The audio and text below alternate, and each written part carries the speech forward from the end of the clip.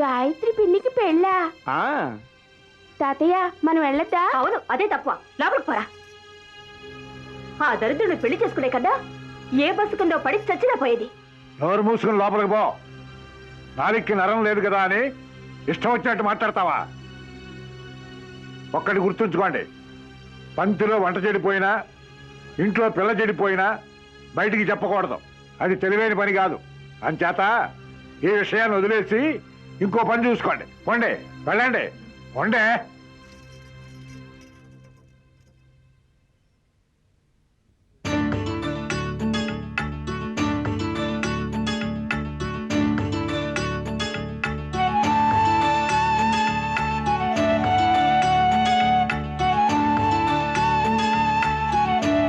నేను కృష్ణ రాలేదా?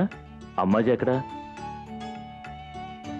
అమ్మాజీకి ఒంట్లో బాలేదు, ఆవిడ్ని హాస్పిటల్కి తీసుకువెళ్ళాలి. అందుకే అమ్మ రావడం కుదరలేదు. నిజంగా నువ్వు చెప్పిందే కారణవా లేక కోపమా? లేదు లేదు, నిజంగానే అమ్మాజీకి ఒంట్లో బాలేదు. అబ్బాయి పేరెంట్స్ కానీ గార్డియన్ కానీ ఎవరైనా వచ్చారా? పేరెంట్స్ మేము వచ్చాం. అమ్మాయి తరపున గార్డియన్ని, వాళ్ళమ్మకు చెల్లెని వచ్చాను. ఫిలప్ చేసిన ఫామ్స్ వెరిఫై చేశారా? చేశాను సార్, అన్ని విషయాలు కరెక్ట్గా ఉన్నాయి. ఓకే. గౌరీ, గాయత్రి వివాహానికి మీనాక్షిని సంతకం పెట్టమన్నాను. నీ పెళ్లి సమయంలో వీళ్ళమ్మ కృష్ణవేణి సంతకం పెట్టినట్టు ఇప్పుడు గాయత్రి తరఫున మీనాక్షి సంతకం పెడుతుంది. సరే. ఈ వివాహం మీ అందరి ఇష్టంతోనే జరుగుతుందనడానికి ఇక్కడ సంతకం పెట్టండి.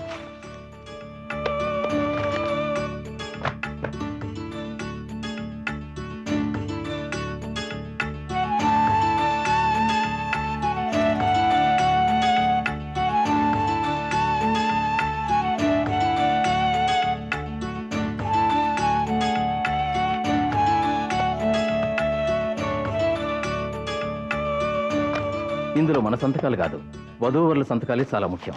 రండి, ఇందులో సంతకం పెట్టండి.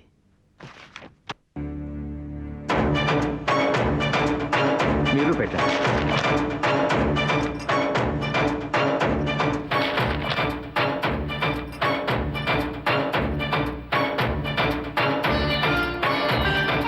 మీరు పెట్టండి.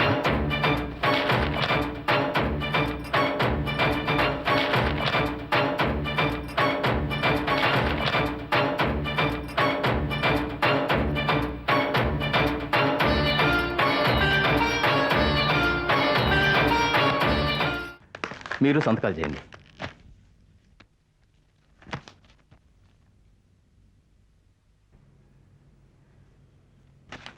మీరు కూడా చేయండి అమ్మా.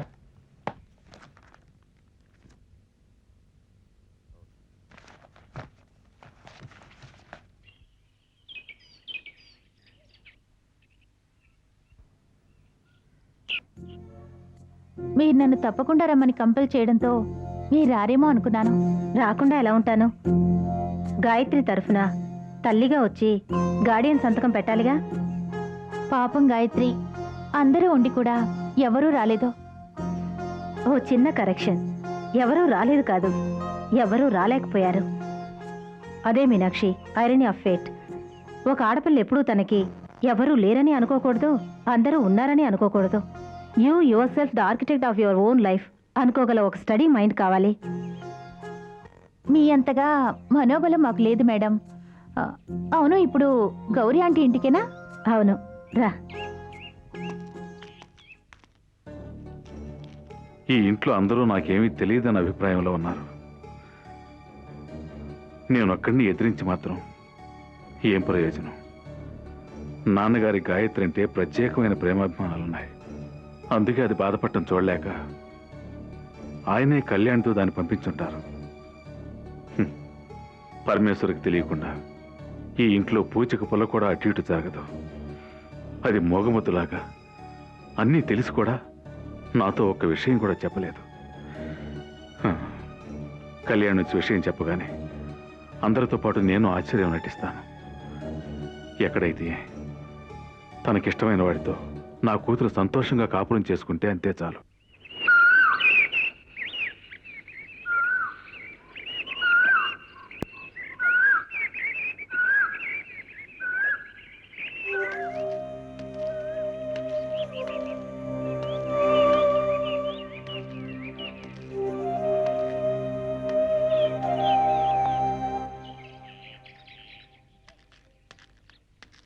నేను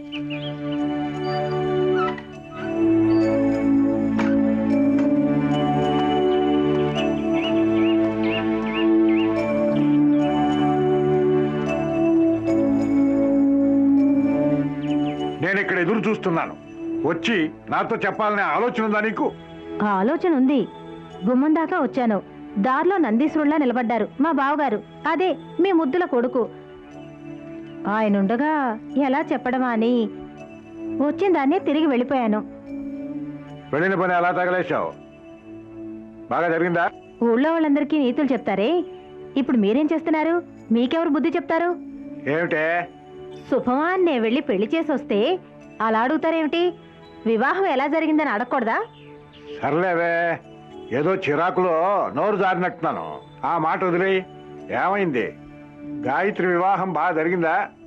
ఇంత ప్రేమగా నన్ను అడుగుతున్నారే, మీ డాంబికాన్ని వదులుకొని మీరు వచ్చుండొచ్చుగా. చెవి కూసిన మేకలాగా ఊరికే అరవకే. గాయత్రి వివాహం బాగా జరిగిందా? జరిగింది. శాస్త్ర ప్రకారం జరగలేదు కానీ చట్ట ప్రకారం జరిగింది. రిజిస్టర్ మ్యారేజే కదా. గొప్పగా జరగాల్సిన పెళ్లి ఏ విధంగా జరిగింది? ఇలాగైనా జరిగింది కదా. మీ అమ్మాయి మీరు రాలేదని కంటతడి పెట్టుకుంది. రాకపోతేనేవే, నా మనసంతా అక్కడే ఉందని తెలీదా నీకు? కనీసం ఈ విషయంలోనైనా మీ మనసు మొండితనాన్ని వదిలిపెట్టింది. అదే గొప్ప విషయం అనాలి. గౌరిది చాలా మంచి స్వభావమే. గాయత్రిని అర్థం చేసుకుంటుంది. అర్థం చేసుకోవాల్సింది మీరు మీ అబ్బాయే. గాయత్రి పెళ్లి చేయడానికి గౌరీ ఎన్ని కష్టాలు ఎదుర్కొందో నాకు తెలుసు. అందుకని అక్కడికి వెళ్ళి దాని ఎదురుగా నన్ను గోడ కుర్చీ వేయమంటావా? అట్లీస్ట్ థ్యాంక్స్ అని ఉత్తరం రాయొచ్చుగా. వద్దు, మనస్సులోనే కృతజ్ఞతలు చెప్తున్నా. మనసులోనా? అంటే మీ మనసులో గౌరీ ఉన్నట్టేగా. చాలే, మాటల్లో పెట్టి నన్ను ఇరకాటంలో పడేయకు. ఇదిగోండి, ఏమిటి? గాయత్రి ఉత్తరం మీకు ఇమ్మంది. ఓ, ఇయ్యి, గదిలో చదువుకుంటాను.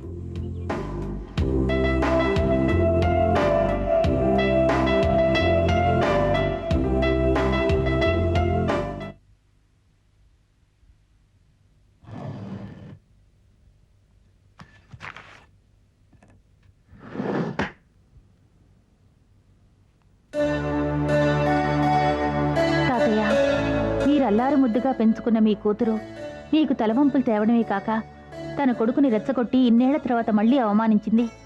అది మీరు మర్చిపోవచ్చు. కూతురని మనవడని మీరు క్షమించొచ్చు. కానీ వీళ్ళు మీకు చేసిన ద్రోహాన్ని నేను మర్చిపోను లేను, క్షమించనో లేను. వీళ్ళ మీద పగ తెచ్చుకుంటాను. నవ్వుతూనే గుండెలు రగిలిస్తాను. మీరు ఇంటికొచ్చి అవమానంతో మనసులోనే కన్నీరు కార్చడం నేను కళ్ళారా చూడలేదు. కానీ ఆ దృశ్యాన్ని ఊహించుకోగలను. అంతకు 10 రెట్లు వీళ్ళేడ్చేలా చేస్తాను. మీ మీదొట్టు. ఏమిటి గాయత్రి, పుట్టిలకు జ్ఞాపకం వచ్చిందా?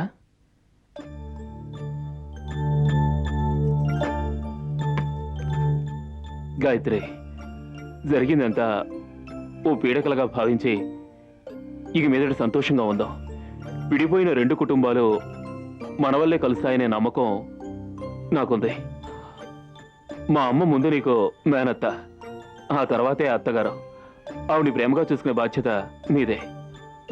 తనకు కూతురు లేదనే లోటుని నువ్వే తీర్చాలి. గాయత్రి, ఓర్పుకి భూదేవి అని చెప్తారు. నాకు తెలిసినంత వరకు మా అమ్మకున్న ఓర్పు ఆ భూదేవి కూడా ఉండదేమో. ఆమెకు బాధ కలగకుండా చూసుకోవడం నీ బాధ్యత. నా నమ్మకాన్ని కాపాడుతావుగా? గాయత్రి, మా అమ్మ కంటి నుంచి ఒక్క చుక్క కన్నీరు కూడా రాకూడదు.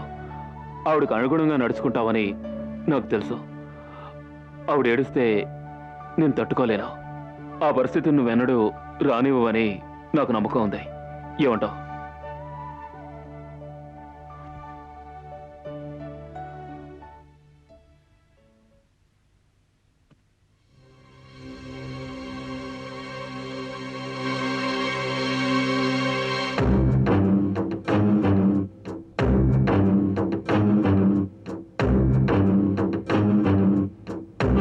ఓహో, మీ అమ్మే నీ వీక్ పాయింటా?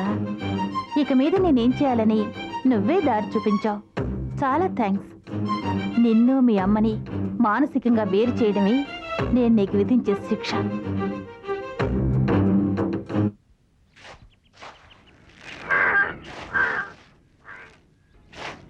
అక్క, వీళ్ళ కుటుంబానికి ఏమైనా శాపమా ఇలా జరుగుతోంది?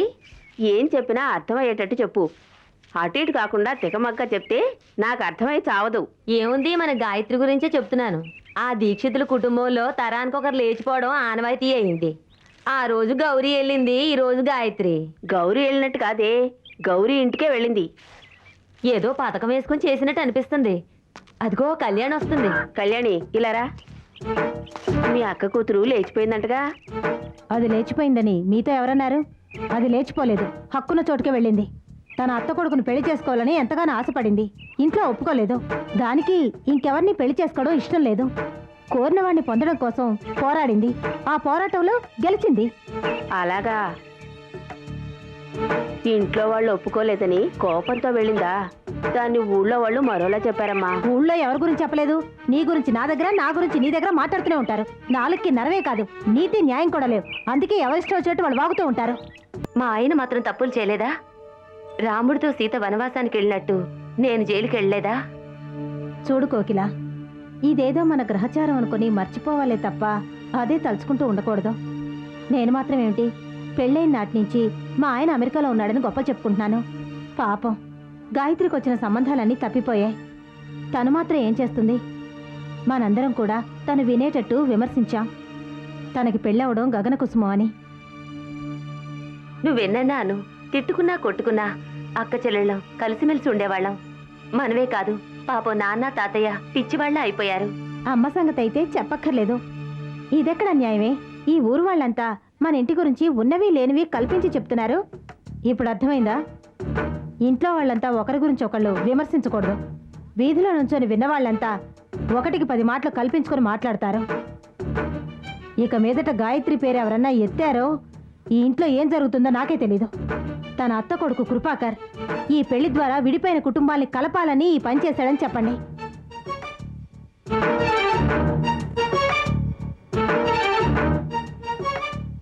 ఆరుగురిని కనే వరకు నువ్వు నోరున్న మోగదాన్లా మౌనంగా ఉండిపోయావు. ఇక మీదట నువ్వు ధైర్యంగా మాట్లాడొచ్చు. ఈ కుటుంబం వినడానికి సిద్ధంగా ఉంది. అంతా నీ చలవేనే.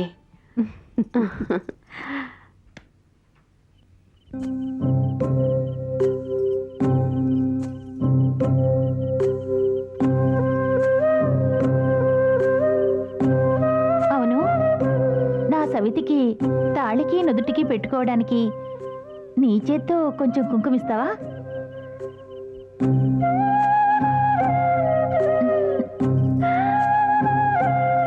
ఓయ్ ఓయ్ సుందర్, మోసపోయావు కదా సుందర్. ఆ రోజు నేను గాయత్రికి సవతినన్నావు, కానీ ఈరోజు తను నాకేమైంది? ఛీ, నువ్వెలాంటి వాడివనాలి? అక్క ఎలా ఉంది అని అడిగి తెలుసుకోవద్దా చెప్పు. ఇప్పుడు నేను నిన్ను ఏడిపించడం లేదు, అడుగుతున్నాను. అది కూడా నేను కాదు, లోకం అడుగుతుంది. గాయత్రికి గర్భం వస్తే దాన్ని తీయించేశారు, అందుకు కృపా కారణమన్నది వదంతి. అయ్యో, భగవంతుడు సాక్షిగా వదంతి.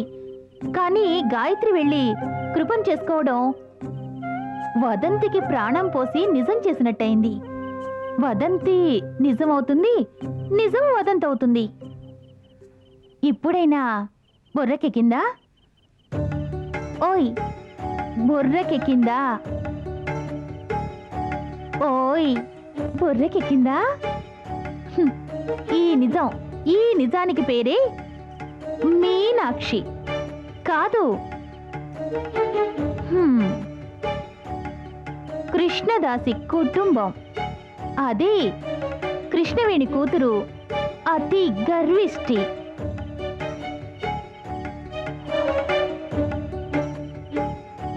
మా అమ్మ నన్ను కృపకిచ్చి చేయడం గురించి గౌరీతో మాట్లాడిందని నాకు తెలీదు. కానీ అది నువ్వు నిజం అనుకుని నన్ను నీ ఇష్టానికి ఎన్నెన్ని మాటలు అన్నావు. కానీ ఇప్పుడు నీకే తెలియకుండా నీ శత్రువు చేత గాయత్రి తాళి కట్టించుకుంది. తను పారిపోయిందనడం వదంతి.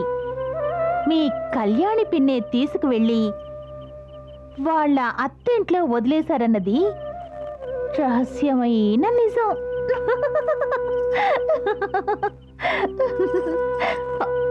గాయత్రి మంచి పిల్ల. తన పెళ్లిలో సాక్షి సంతకం పెట్టింది నేనే. తను సంతోషంగా ఉండాలని నేను కోరుకోవడం నీకు తెలియదు, తెలిసే అవకాశం కూడా లేదు. కానీ నా కోరిక, ఆ విషయం నువ్వు అర్థం చేసుకోవాలన్నదే. అందుకే ఎప్పుడు తొందరపడి ఆవేశపడి అనవసరంగా నోరు జారడం తప్పు. అదే నీ అంతరాత్మ భావాల ప్రతిధ్వని అయితే నా గురించి నువ్వెంత నీచంగా ఆలోచిస్తున్నావా అని నేను అనుకోవాల్సి వస్తుంది. సరే, ఇప్పుడు మీ అక్క జీవితం పాడవలేదా? ఆ పాముకి పాలు పోయడానికేగా తను వెళ్ళింది. గాయత్రి వివాహం మీ ఇంటి పెద్దవాళ్ళ ఆశీర్వాదంతోనే జరిగిన వివాహం అని నాకు తెలుసు. కానీ నీకు తెలియకపోవచ్చు కదా. సీత మహాపతివ్రతే, ఒప్పుకుంటాను. బట్ వన్ థింగ్, తల్లి ప్రోద్బలంతో కులవృత్తి చేసిన తరువాత తప్పు తెలుసుకొని సన్యాసినిగా మారిన చింతామణి కూడా శీలవతే. ఇది చింతామణి కథ కాదు, మనోహరి కుటుంబ చరిత్ర. కర్ణుడు తల్లి కోసం వెతకొచ్చు, కానీ మీనాక్షి తండ్రి కోసం వెతకూడదు కదూ. అక్కడ కర్ణుడి తల్లి ఒక చీరను ఆధారంగా పెట్టినట్టు ఇక్కడ ఒక చేతి రుమాల్ని కూడా వదల్లేదు. అందుకే మనస్ఫూర్తిగా నమ్మి నిన్ను హెల్ప్ అడిగాను. నేను ఎటువంటి దాన్నో నీకు నిరూపించాల్సిన అవసరం లేదు. నా మనస్సులో నావాడే ఉన్నాడే, నా మనసులోనే గిల్లి కజ్జాలు పెట్టుకుంటూ దాగున్నాడే,